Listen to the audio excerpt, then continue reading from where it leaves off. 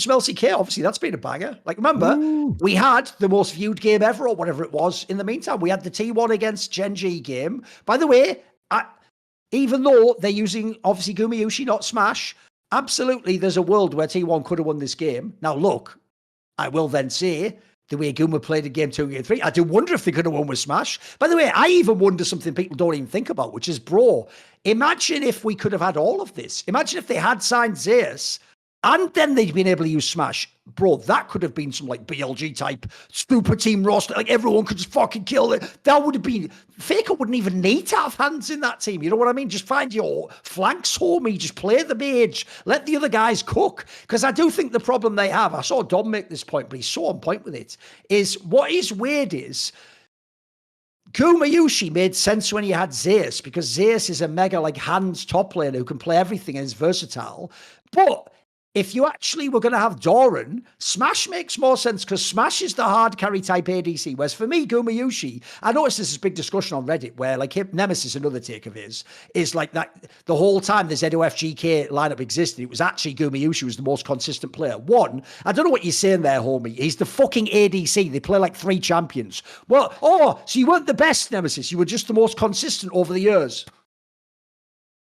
That's like telling me the fucking central midfielder's the most consistent in football. That's the position. So I don't even know what point he's making there. Like, I don't get that one myself at all. I think that's just a weird angle. To me, Gumayusi had like some worlds he did pretty well at. He had some splits he was actually like borderline underwhelming and bad in my opinion. And I notice everyone talks about Gumayusi. They never fucking say the word carrier. They talk like it's a one-on-one lane. He is playing with what I think might be the GOAT support player, like a truly generational, giga, insane talent. And then his game's a shot called by the fucking GOAT. Are you kidding me? And then we were even agreeing the best player in the world was in his top lane. Like, bruh, what more do you need? So I don't get the whole Gumi thing. So I have to say, this series was a great series, by the way. Everyone should go watch the series. Ideally, you don't get any spoilers. It's a fucking banger. It is epic. It also even has like a fucking awesome narrative moment where like Chovy carries that fight and it's like, holy fuck, it's Faker's anniversary, but Chovy's blown out the candles. I just made that up, mate, but that could have been straight fire cast right there. Let's someone use that. Put that in your little black book and bring that one back. That could have been something there, you know. But no, it was fucking sick. It was actually straight fire. So what did you think of this series? Some thoughts on some of the player angles and stuff? Come on, give me something.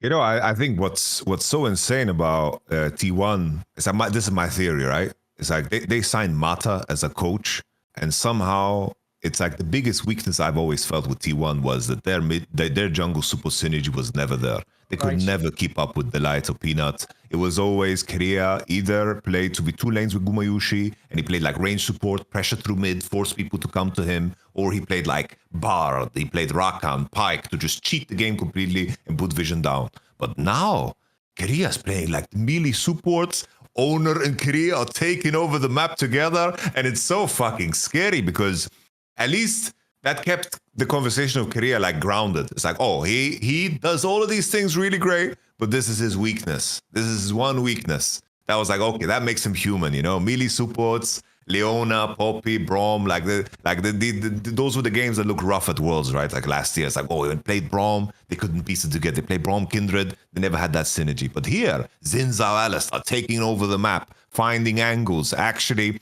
creating scenarios where Doran and Faker are allowed to like breathe on side without like being forced to, of course, cheat waves over and over again. So that to me is like already like fucking immense. So immense. That first game, obviously, is like Gumayusi. You know, the strangest thing about this whole conversation, right? It's like, I don't understand why people reference the past. I don't see how it's fucking relevant at all. So he's the fucking 2 world champ. It's like he should be allowed to play. It's like it's completely fucking irrelevant first. One of those is a year and a half ago, bro. Yeah, it's like it's not relevant. It's like as if I fucking, quote Messi stats from 2012, you know? Some people were even referencing the fucking DRX final. The one from like 2022. Like, yeah. bro, how long ago was that? What are we talking about? That was when Vethio was good. It's like catch us straight there, Vethio. It's all good, mate.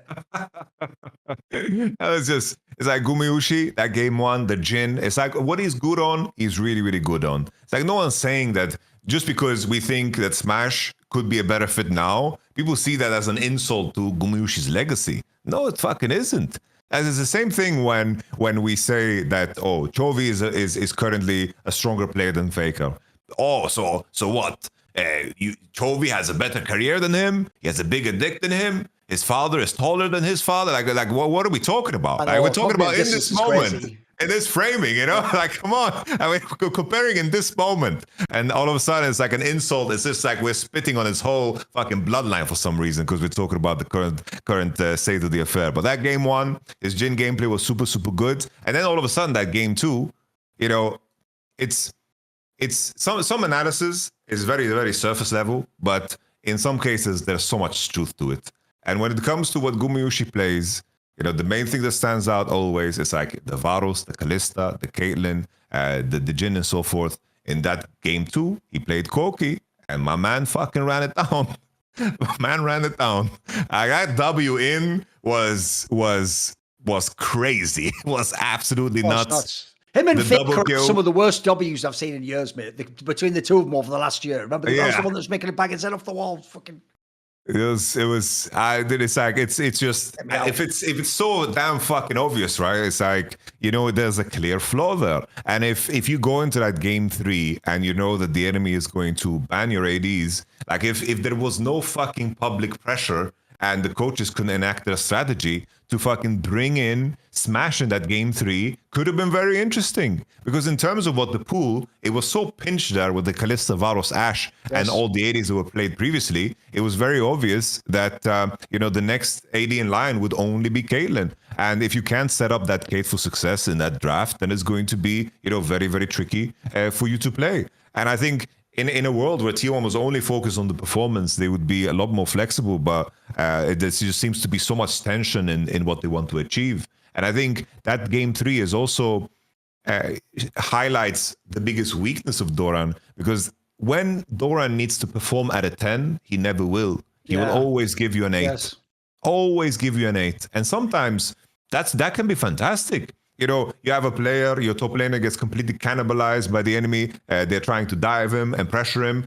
Doran's going to always perform at a solid 8. And that's like some players, for some players, that's a massive strength.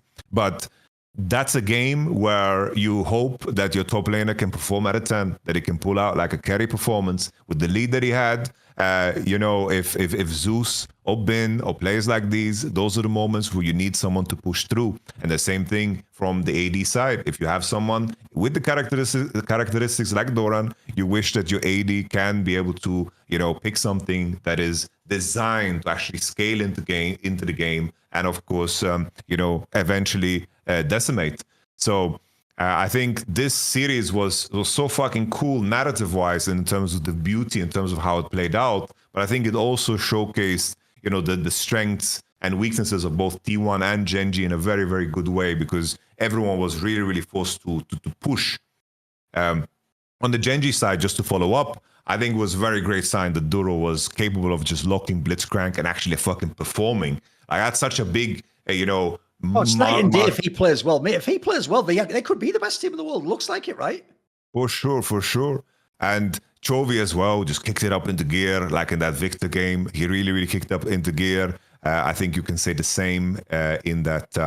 like if I just look at Chovy's game one, like that Azir game was crazy in terms of how many fucking ints he had. It was kind of like, what the fuck? He's getting caught left and right. Like, what's happening with Chovy? But in terms of them being able to like snap it back on, I think a Canyon is performing super good again. Chovy has it in him. It's like when everything falls into place with these guys, like they are fucking dangerous. And when Duro is performing on Blitz, I think they're just ready to go, good to go. I was happy to see that GenG like had it in him. But that's the painful part why that's okay, bro. Is like we don't get these matchups for fucking forever, so we just have to sit there and twiddle our thumbs. What do you think about the series? I thought it was actually an amazing series. Like, it actually deserved to be a mega viewed one. As I say, like the ending goes absolutely down to the wire. Both teams leave that game going, we could have won. We should have won. That's the other thing. We should have won. It was one of those ones where that last fight is like, It's like the old Hotshot GG meme of like, lol, calculated. It's like, no one calculates that shit, mate. You're all just pressing fucking buttons and praying. Like, you know what I mean? You just fucking swing it away and hoping you catch the guy on the button and knock him out. Like, it was bonkers. But it was also a fitting end to an epic fucking series. And by the way, that still gives me some hope for T1 if they can play like that with Gumayushi still. I'm with you, though. To me, the obvious answer is in the middle, isn't it? Just use both at the right time. By the way, it would even then eventually give them actually both a chance to compete and show who is better and who should play. Like, by the way, this is even where for Guma, it doesn't have to be one or other for him. He has met his way to, I actually think he did have an excellent last Worlds. I thought he played really above the rim most of the time. I actually thought the floor of his game was way better than it has been in past seasons. He hit the meta really well. So you can wait for the time where you can use his experience and the fact he's worked with all the others and synergized and all that. Or you can have Smash come in and just dominate a game, but you don't have to have him the whole time. Like maybe, I don't know, maybe Smash wouldn't do well internationally. Who knows? Wouldn't it be a massive advantage to have both? But why, at the moment, it feels like for some PR or political reason, we have to have one. We can't have the other, because now the second you play the other or you bench one of them, it's some sort of crazy statement that it isn't about like the coaching staff, about Joe Marsh, about T1, about the players, about what it means to win Worlds and who's better now and did they treat him fairly. But he signed for 2 years. Oh, fucking hell. Again, like Yamato pointed out, when I go, this guy is blue, and you go, so you're saying this guy can never be great. So you're saying, no, I just said what I said, fuckface. You said all that. Do you understand the difference? You're the mental one who projected what you just said onto me and then expect me to defend it. I didn't say that, bozo. Like there's a guy in the Twitch chat right now just said a sentence I've never said in my entire life. He said that I use Rookie's 2017 play to say Rookie is good in 2025. I am on camera with thousands of hours. You'll never find that sentence ever said in my entire career, and I've said almost everything else that can be said. So you're just so fucking stupid. You need us to have said that thing for some weird reason. That's why I know when a fan says those things like,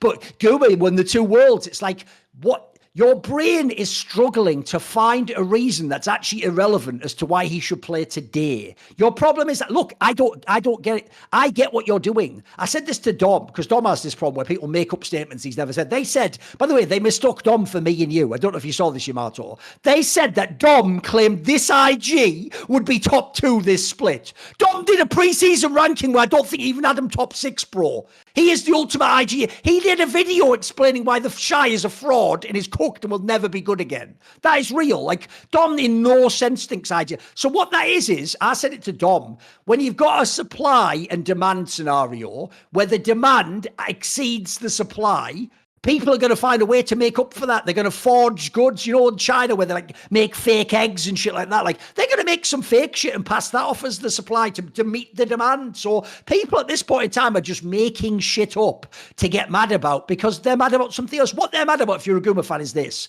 You're a fan of Guma.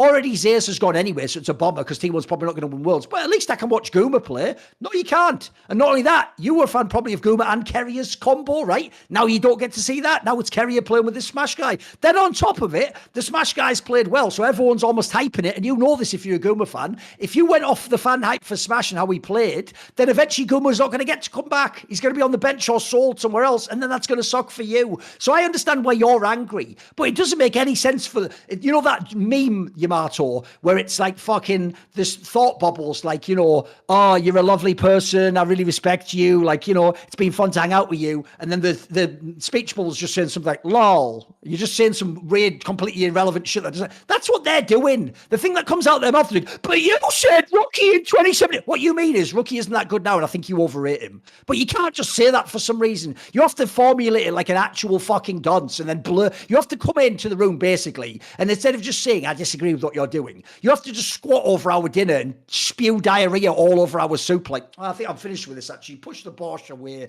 I think I'm finished with this now. That ain't for me anymore. You know what? I think I'm leaving this restaurant, actually. This is fucking garbage. So, see more cool, funny, interesting clips based on topics from my content? Well, subscribe to this channel then, or, you know, be a pleb and don't.